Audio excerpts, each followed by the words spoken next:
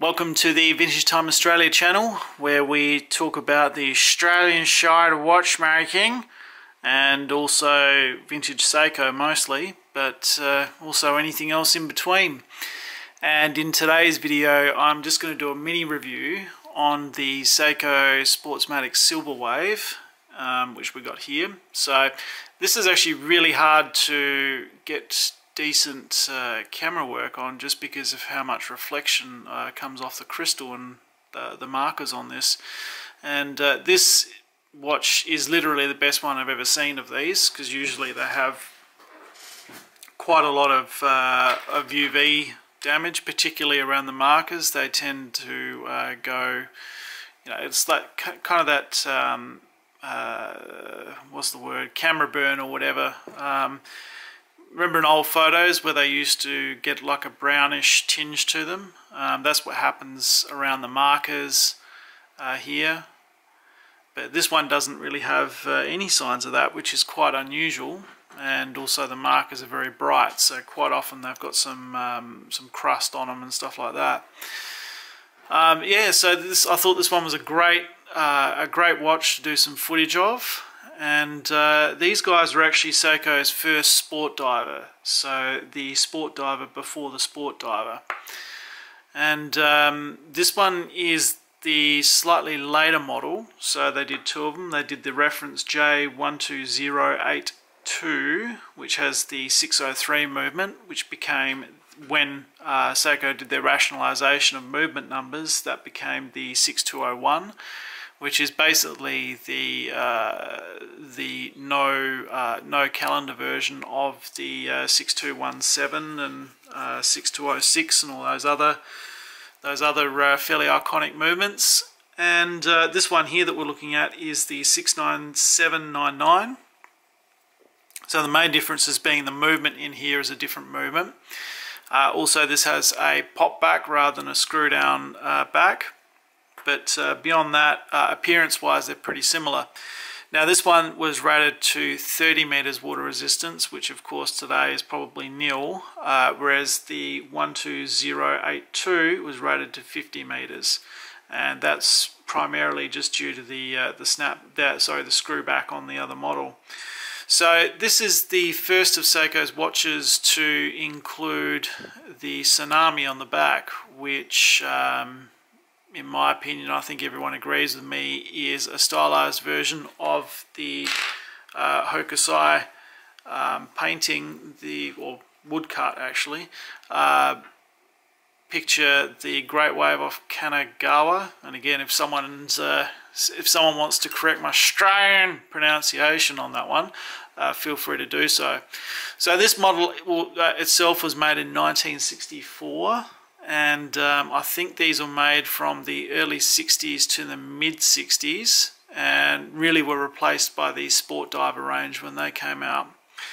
But you'll see it's a fairly fully featured watch, so you'll see it's got an oversized crown, which turns the inner bezel there, luminous markers, and the bezel's got a luminous pip as well. So at the time, these would have been considered, well, quite a highly featured watch. And you can see there, the case construction is quite good, so pretty typical sort of 60s watch construction. The crystal in this is a pinch style crystal, so it's similar to the older Rolex style.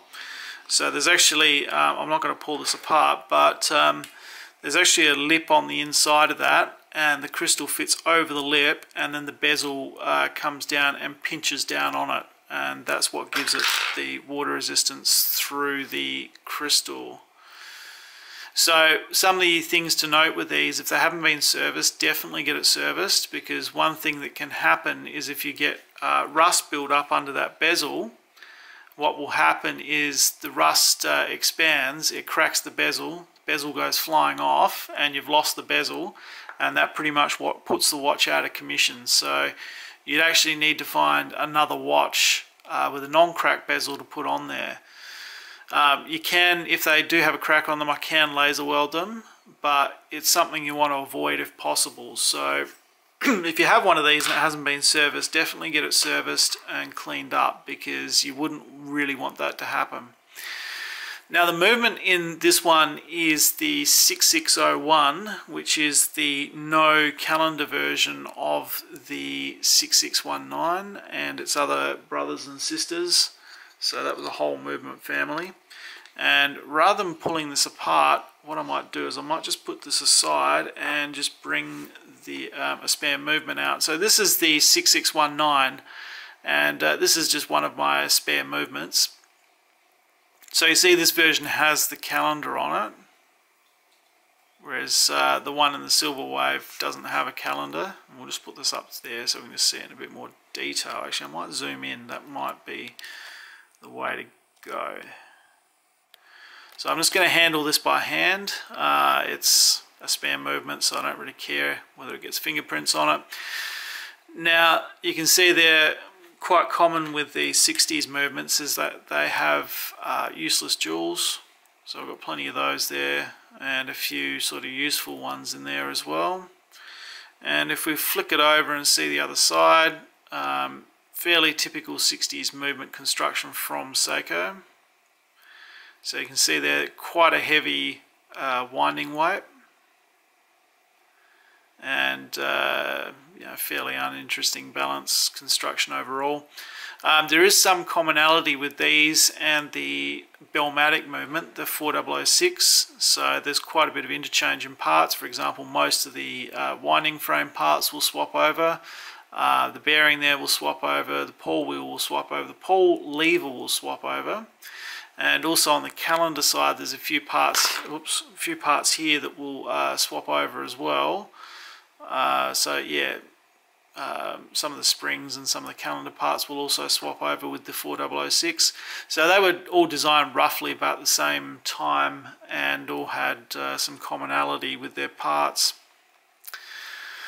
Alright, so the other reason I was making this video, actually just before I conclude on this, they're an 18,000 beat per hour movement, so considered low beat.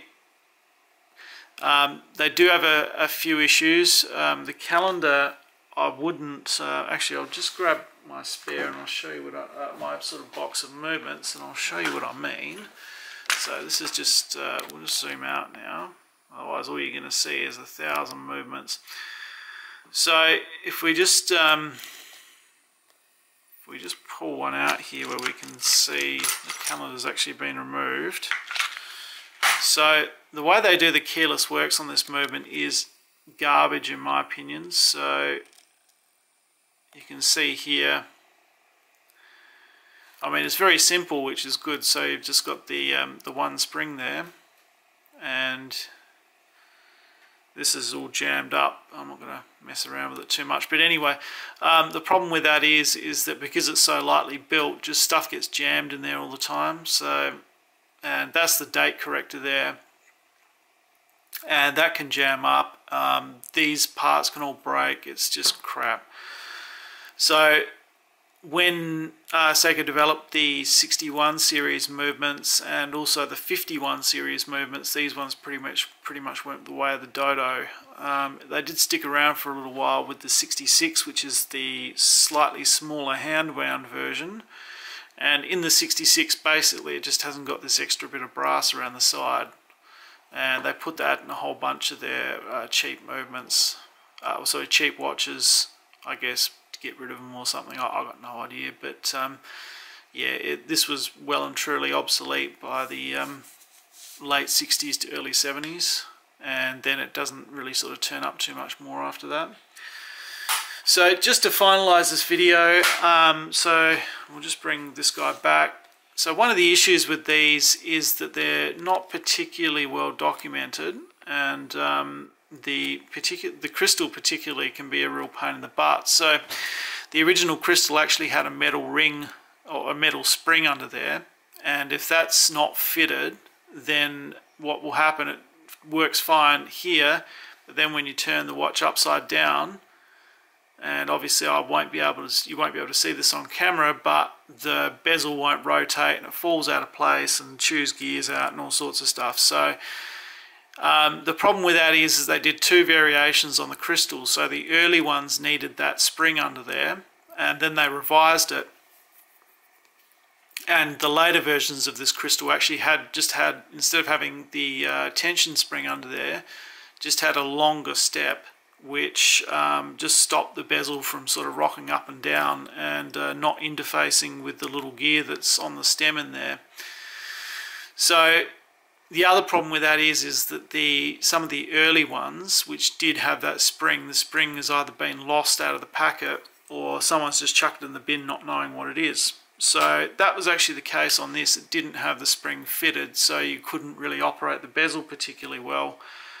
Now what I did do with these, I actually got some of these springs made, and I'll just show you that there. So that's the springs that I have made, and they roughly sit about there. You can just sort of see the edge of it under the, just around there. So if anyone is needing one of these, that's the part there.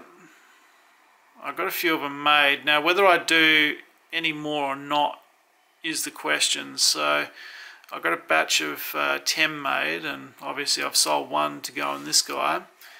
But yeah, I can get more made. It's just that there's not many of these around. They're relatively uncommon. So if anyone needs one, let me know. If it goes nuts, I'll get another batch done. But yeah, otherwise, yeah, I'll probably just run with this batch and just leave it at that, unless I really need them again. So there you go. That's my mini review, and also just showing you the new product that I did with these tension springs for the bezel on this model. So if you need one, let me know. But otherwise, yeah, we'll leave it there. And thanks for watching again, and please feel free to do the likes and thumbs up and share the video and all that sort of stuff. I really appreciate it. It does help me out quite a lot, and it really gets me going with doing more of these videos. So there you have it. That is the Silverwave, and this one is the 69799 reference, which has the 6601 movement. And yeah, thanks for watching, and we'll see you again soon.